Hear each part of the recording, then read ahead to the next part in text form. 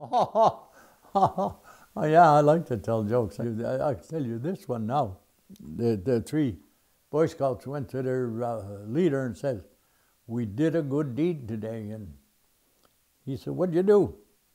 "We helped an old lady across the street." He said, "How come it took three of you?" "She didn't want to go."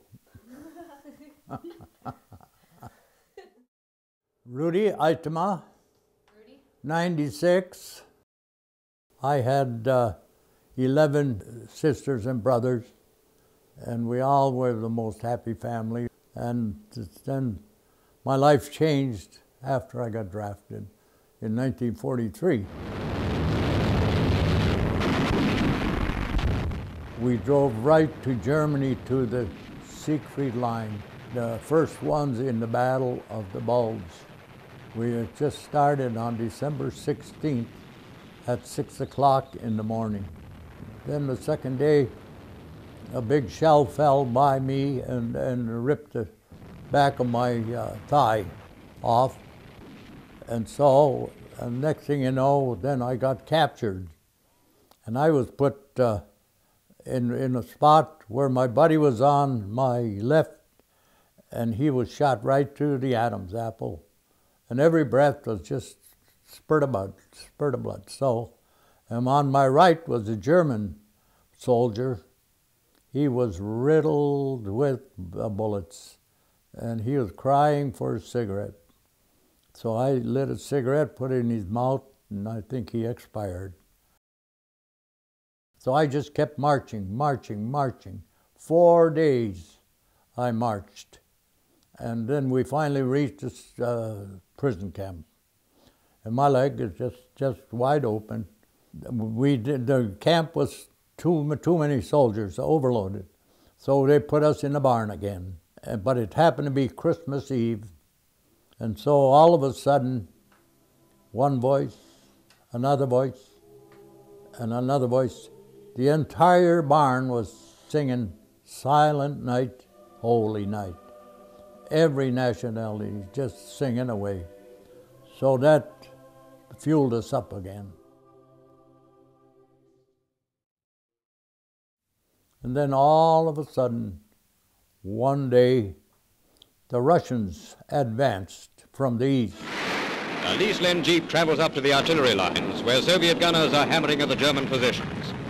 And in the morning, we were free as a bird. The Russians had taken that town during the night. They bombed the heck out of it. And we woke up and we could go outside. There were no Germans around anymore. The Russians took us in the grove, a big grove, and they had tables set there with white tablecloths. Now this is like a dream, and people might think that I was dreaming, but it wasn't. It was real. And there were the Russian girls who were waiting on tables, and they brought a big pot of stew to each one of us. And that was the first food we had for 5 months. And from then on, we were in American hands. Well, I'll tell you about the most perfect gal in the world. Some way I got a little picture of her. I put it in my wallet, and that picture went all through with me in the Battle of the Bulge.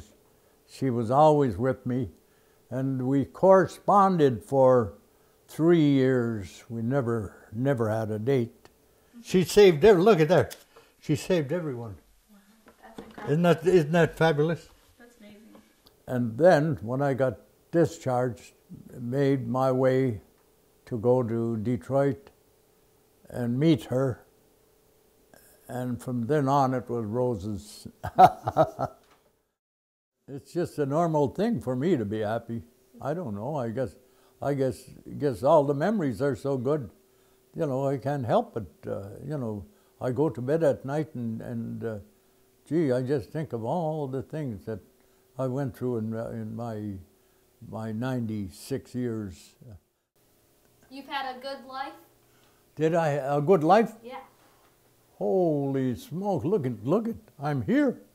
What a wonderful life! Holy gosh!